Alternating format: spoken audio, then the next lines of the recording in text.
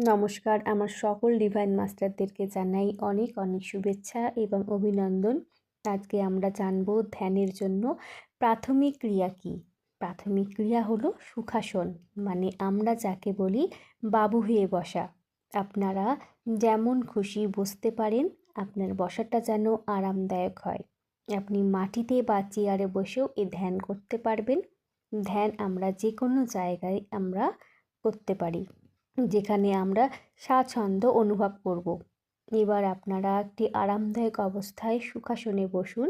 হাতের আঙুলগুলো এবং পায়ের আঙুলগুলোকে একে অপরের সাথে ফাঁসিয়ে নিন। চোখ দুটিকে বন্ধ করে নিন। ভেতরের এবং বাইরের আওয়াজ থেকে নিজের মনকে মুক্ত রাখুন। কোনো প্রকার মন্ত্র জপ করবেন না।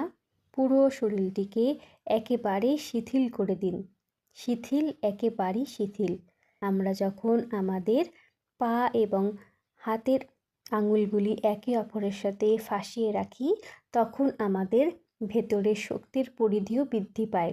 মন ও শান্ত হতে শুরু করে দেয়। চোখ আমাদের মনের দ্বার, তাই চোখ যেন বন্ধ অবস্থায় থাকে।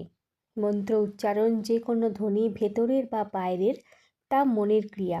সেই জন্য এইগুলোকে আমাদের বন্ধ করতে হবে। যখন শরীরকে আমরা শিথিল হতে যেতে দিই, তখন চেতনা অন্য স্তরে পৌঁছে যায়। ধন্যবাদ।